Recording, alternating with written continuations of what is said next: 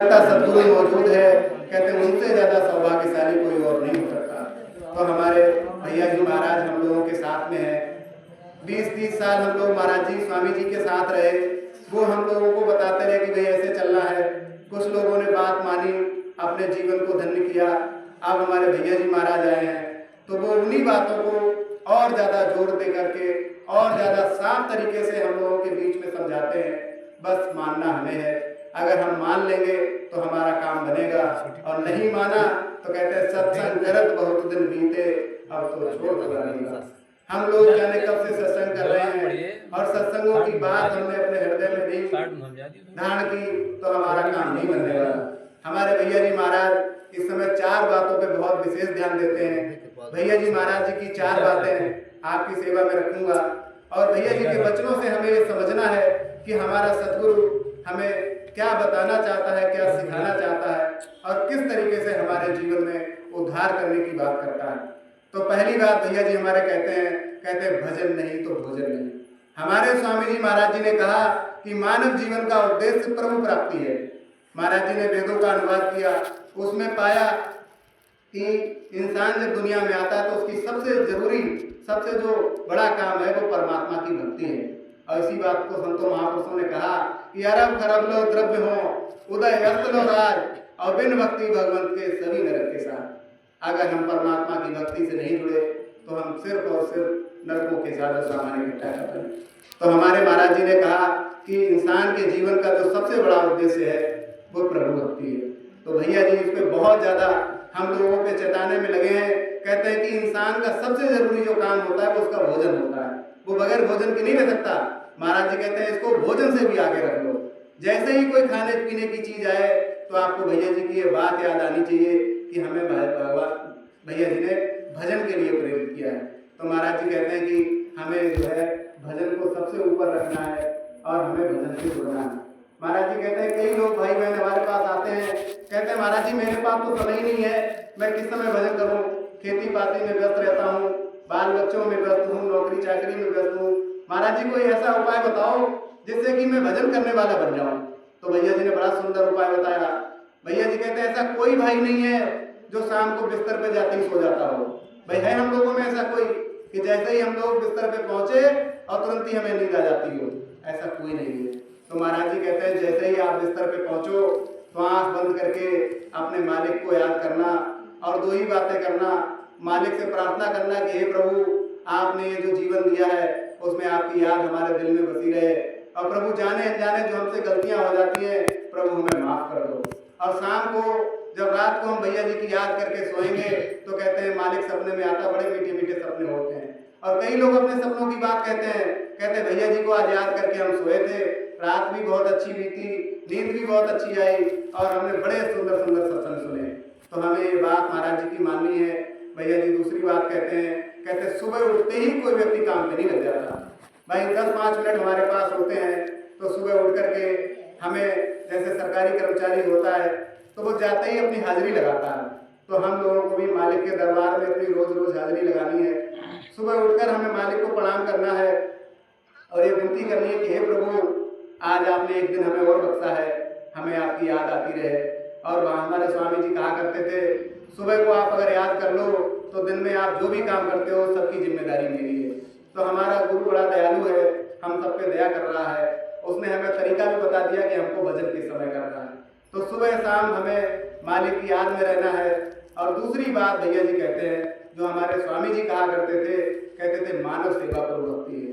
प्रभु भक्ति के अगर रास्ते पे हमें चलना है तो हमें मानव सेवा से जुड़ना पड़ेगा।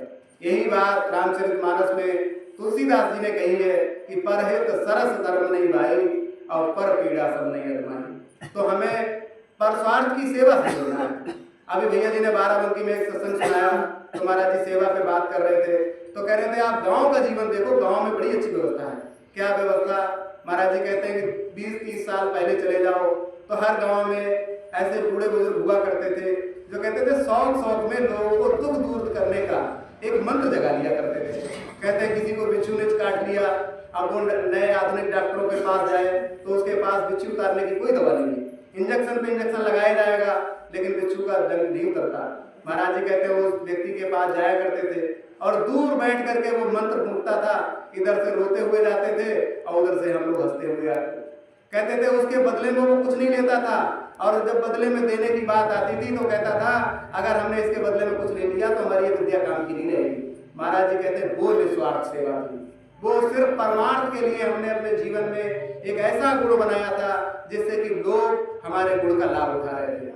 यही बात हम लोग संतों महात्माओं समय समझाते हैं। कहते हैं मानुष तेरा गुण बड़ा, मांस ना वह काम, अब त्वचा बने ना हाड़ बने ना आभरण, त्वचा बाज ना बाज। तो हमें अपने जीवन में एक ऐसा गुण अपनाना है जो भैया जी महाराज कहते हैं सत्संगी की पहचान एक सेवादार के रूप में होनी चाहिए। तो महाराज जी ने हमें मौका दिया है, हमारे जीवन में महाराज जी ने बड़ी कई तरीके की सेवाएं रखी हैं। हम अपनी पसंद से कोई एक ऐसी सेवा चुन लें, जब हम महाराज जी के आश्रमों में पहुंचे तब हम अपना योगदान दें, अपने घर परिवार में रहकर हम उस सेवा को किया करें। कहते हैं उस सेवा के बदले में कुछ लेना नहीं है, उसके बदले में मालिक का शुक्रिया अदा करना है कि हे प्रभु आपने मुझे इस लायक बनाया कि मैं किसी के काम आ रहा हूँ। तो महाराज जी की ये दूसरी बात हमें अपने पल्ले में बांधनी है और हमें प्रयास करना है कि हम अपने जीवन में कोई ऐसा गुण पैदा करें जिससे कि हम अपने जीवन भर निस्वार्थ सेवा करने वाले बने। तीसरी बात भैया जी कहते हैं जितने भी लोग मुझसे मिलने आते हैं हर आदमी किसी न किसी दुख से परेशान। कहते हैं कोई तन दुखी, कोई मन दुखी, कोई चित्त उदास, अब एक एक दुख सवन को सुखी संसार। तो महाराज जी कहते हैं अगर किसी के जीवन में कोई दुख ना हो तो संतों महापुरुषों के पास क्यों जाएगा? जब सब आनंद ही आनंद होगा तो उसे क्या खबर पड़ी है कि वो परमात्मा की भक्ति में लगे। हमारे भैया जी महाराज कहते हैं अगर जीवन में दुख ना होता तो आप किसी की शरण नहीं लेते। तो हम लोगों के जीवन में भी दुख है, तो महाराज जी कहते हैं सबसे बड़ा दुख जो है तन का दुख है। हर आदमी बीमार बैठा है, किसी से भी थोड़ी सी बीमारी की जिक्र कर दो तो वो घंटों घंटों अपनी परेशानियां गिनाता है। हमारी माता को ये परेशानी है, पिता को ये परेशानी है, भाई को ये परेशानी है, पत्नी को परेशानी है और हमें ये परेशानी है। महाराज जी कहते हैं इन परेशानियों के जन्मदाता आप स्वयं हो। तो भैया जी तीसरी बात कहते हैं भाई स्वास्थ्य रक्षा की ओर चलो। आप अपने खान पान में थोड़ा ध्यान रखो, आप क्या खा पी चीज रहे हो उसका आप थोड़ा सा विचार करोगे, थोड़ा सा चिंतन करोगे तो पाओगे कि हमारे खान पान से जो है हमारे शरीर में बीमारियां बढ़ रही हैं। तो भैया जी तीसरी सबसे बड़ी सबसे जरूरी बात उस पर जोड़ देते हैं कि भाई थोड़ा ध्यान रखना है। भैया जी कहते हैं जितनी ये सफेद चीजें जो आपको दिखाई देती हैं ये आपके शरीर के लिए बड़ी हानिकारक है। जैसे सफेद आपका सफेद चीनी हो गई, आपका सफेद आटा हो गया और सफेद रिफाइंड हो गया। सफेद दिखने वाली चीजें देखने में तो सफेद दिखती हैं लेकिन इन चीजों से हमारे शरीर में बड़े दुख पैदा हो रहे हैं। तो हमें अपने स्वास्थ्य का थोड़ा सा ध्यान रखना है। भैया जी ने कहा कि 5 चीजों पे हमें निषेध करना है, चाय पे निषेध करना है, चीनी पे निषेध करना है, सफेद आटे में हम थोड़ा सा और अनाज मिला लें, मोटे अनाज जो होते हैं, और रिफाइंड। ये 3-4 चीजें भैया जी ने जो हम लोगों को बताई हैं, इनसे हम थोड़ा सा अगर परहेज करना शुरू करेंगे तो हमें अपने जीवन में जो दुख है, जो परेशानियां हैं, जो रोग हैं, उनमें आराम मिलेगा। अब चौथी सबसे जरूरी बात है जो भैया जी इस समय सबसे ज्यादा कहते हैं अगर आपने ये जो गुरु शिष्य परंपरा है, कहते हैं राम कृष्ण से को बड़ो तिनहु रे गुरु की और 3 लोग के नायका गुरु आगे आई। ये गुरु शिष्य परंपरा कोई नई परंपरा नहीं, ये सनातन धर्म की परंपरा है। कहते हैं भगवान विष्णु भी जब धराधाम पे आए तो उन्होंने भी गुरु ग्रहण किया, तब जाके उनको ज्ञान मिलता है। भैया जी कहते हैं जरा नजर मारो कहीं आप अपने परिवार की वो आखिरी पीढ़ी तो नहीं हो कि आगे आपके बाद आपके गुरु जी का कोई नाम लेने वाला ना हो। जो आप महाराज जी के बड़े सुंदर सुंदर पोस्टर ले जाते हो, जिनको अपने घर में सहेज करके रखते हो, अगर आपके घर में आपके बाल बच्चे नामदानी नहीं हुए, अगर उन्हें गुरु की महत्ता को नहीं समझा, तो फिर समझ लो कि आप अपने जीवन में आप इस समाज की आखिरी पीढ़ी हो गए कि आपके घर में आगे कोई नामदानी नहीं है, कोई गुरु का नाम लेने वाला नहीं है। तो महाराज जी कहते हैं इस पे बहुत विचार करना है। आपको अपने बच्चों को सत्संग से जोड़ना पड़ेगा, आपको सेवा से जोड़ना पड़ेगा। महाराज जी कहते हैं कि आप सत्संगी पैदा नहीं हुए थे, आपने भी कहीं ना कहीं सत्संग सुना होगा, आपके दिल में उमंग जगी होगी कि हम आश्रम में जाएंगे, महाराज जी के दर्शन करेंगे, नाम लेंगे। कहते हैं ये प्रक्रिया धीरे धीरे होती है। अब कई लोग महाराज जी कहते हैं हमारे पास आते हैं 20-22 वर्ष के बच्चों को लेकर के, कहते हैं महाराज जी हमारा लड़का पढ़ लिख के ये नौकरी में आ गया, अब ये नाम लेने को तैयार नहीं है। कहते हमारी बहू नाम लेने को तैयार नहीं। कई लोग अन्य अपने सदस्यों को लेके महाराज जी के शरण में जाते हैं, कहते महाराज जी ये सत्संग से नहीं जुड़ना चाहता। महाराज जी कहते इसमें भी कमी आपकी नहीं। जब ये छोटे थे आपने कभी सत्संगों में लेकर नहीं आए, आपने कभी सेवा में नहीं लगाया। महाराज जी कहते हैं अपने बच्चों को जब भी सत्संग में लेके जाओ, जब भी आश्रम में लेके जाओ तो उनकी पसंद के सेवा के काम में लगा दो। महाराज जी कहते हैं सेवा नकद सौदा है। जो लोग सेवा करते हैं उनको सेवा का फल तुरंत शाम को मिलता है। महाराज जी दया करते हैं और उन बच्चों के अंदर सेवा का भाव अपने आप पैदा होता है। फिर अगले की तारीख बच्चे आपको बताएंगे पिताजी वहां सत्संग है, आपको जाना और हमें भी चलना है। महाराज जी कहते हैं इस बात पे बड़ा ध्यान देना है। आपको अपने घरों में सत्संग से जुड़ना है। महाराज जी ने बड़ी दया कृपा की। कहते हैं पहले के समय में हम लोग पैसा खर्च करके, समय खर्च करके जब गुरु के आश्रम में जाते थे तब सत्संग मिल पाता था। महाराज जी कहते हैं अब तो बड़ी अच्छी व्यवस्था है। हर गांव में हर जगह महाराज जी ने थोड़ी थोड़ी जगह पर सत्संगों की व्यवस्था की है। जो लोग सत्संगों में नहीं जा सकते उनके गांव में उनके आसपास सत्संग की व्यवस्था है। महाराज जी ने कई प्रतिनिधि बनाए, प्रेसिडेंट बनाए, जिससे कि वो गांव-गांव में जाकर के महाराज जी की बात को आपके बीच में रख सकें। मेरी कोई अपनी व्यक्तिगत कोई बात नहीं है, ये भैया जी की 4 बातें हैं जो भैया जी संगत को बताते हैं। वही बात मैं आपके बीच में दोहराने आया हूँ, जिससे कि आपके दिलों में महाराज जी के चरणों का जो प्यार है वो और ज्यादा बढ़े और हम लोग खूब सत्संग कराने वाले बने। महाराज जी कहते हैं हर सत्संगी भाई बहन को साल में एक बार नहीं तो 2 बार नहीं 3-4 बार अपने घरों में जब हम सत्संग से जुड़ेंगे और सत्संग से जोड़ेंगे तो आपके बच्चे भी जानेंगे कि सत्संग क्या होता है। संत महापुरुष हमारे जीवन में अच्छा करने के लिए आए, कोई ऐसी बात सिखाने नहीं आए। भैया जी कहते हैं अगर आपने अच्छी बातें नहीं अपनाई तो बुरी सीखने के लिए किसी के पास नहीं जाना। ये ऑटोमेटिक व्यवस्था है। अगर आपने किसी चीज को छोड़ने वाले नहीं बने तो बुरी चीज आपको अपनाने के लिए कोई प्रयास नहीं करने पड़ेगा। ये प्रकृति की ऐसी व्यवस्था है कि वो अपने आप शरीर में घर कर जाती है। कई भाई बीड़ी सिगरेट तंबाकू पान करते होंगे, बताएं कितने लोगों ने कहाँ सीखा? कहीं नहीं सीखा। ये व्यवस्था ऐसी ऑटोमेटिक है जो हमारे शरीर में अपने आप घर कर जाती है। तो हमें मालिक की ये हिदायत याद रखनी है। हमें अपने जीवन में कुछ अच्छी बातें अपनानी है और अपना करके हमें उनका प्रचार करना है। तो भैया जी कहते हैं कि हमारे जो ये प्रवचन है इनका खूब खूब प्रचार करो। संगत के अंदर वचन ही एक ऐसी चीज है, एक वचन ही ऐसा प्रसाद है जो दिलों में जाता है और दिलों में मालिक के प्रति प्रेम पैदा करता है। तो भैया जी की ये 4 बातें थी जो आपके बीच में रखी गई। पहली बात कि हमें भजन से जुड़ना है। महात्मा बुद्ध कहते हैं मेरा कोई मार्ग नहीं, मेरा कोई धर्म नहीं, मेरा मार्ग और धर्म सिर्फ अभ्यास का मार्ग है। जिन लोगों ने परमात्मा से प्रेम किया उन्होंने भक्ति की, तो हमें भक्ति के मार्ग पर चलना पड़ेगा।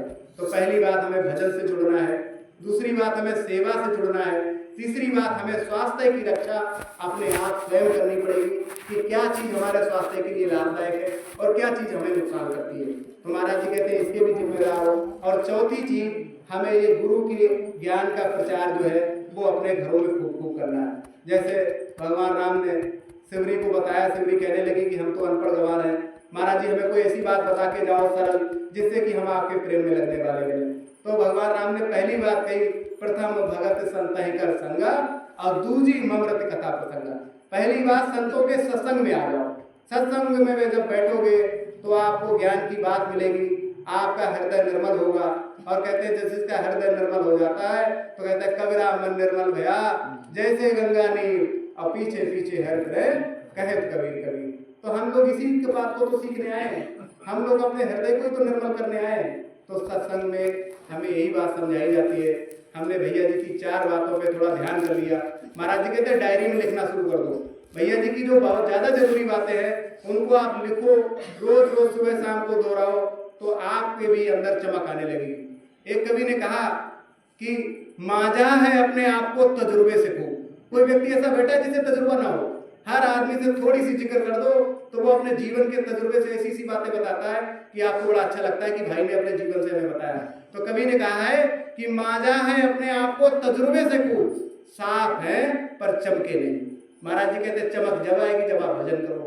तो सबसे जरूरी चीज है परमात्मा की भक्ति, ध्यान अभ्यास और भजन। जैसे महाराज जी चमक रहे हैं सितारा बन के हम सब लोगों के बीच में, हम लोग भी अगर भजन सिमरन से जुड़ गए तो हम लोग भी थोड़ा थोड़ा सफाई करके चमकने लग जाएंगे। ऐसी मालिक के चरणों में विनती है ऐसी प्रार्थना है कि हे प्रभु हम पे दया कृपा बनाए रखें, सत्संगों में हम आते जाते रहें और प्रभु का गुणगान करते रहें, तो हम लोग जो है अपने इस जीवन में जो काम जरूरी हैं वो भी हो पाएंगे और जो मालिक के निर्देश हैं वो भी पूरे हो पाएंगे। तो इतनी बात कह के मैं अपनी बात समाप्त करूंगा। अब मैं अपने जो हमारे मुख्य अतिथि हैं आज के श्री रामपाल वर्मा जी, जो महाराज जी के प्रतिनिधि हैं, जो हम लोगों के बीच में सदगुरु की बात साझा करने के लिए आए हैं, अब मैं उनसे विनती करूंगा कि वो संगत के लिए कुछ आज ऐसा कहे जाए कि नवदिया सितारगंज भी सब उससे बड़ा नज़दीक है। कम से कम हर महीने हम लोग यहाँ पर आकर के एक दूसरे के दर्शन करके मालिक के गुणगान करने वाले बने, तो हम सब लोग हमेशा मालिक के चरणों के दीदार करने वाले बने, ऐसी मालिक के चरणों में विनती है और हमारे साथ से गुजारिश है।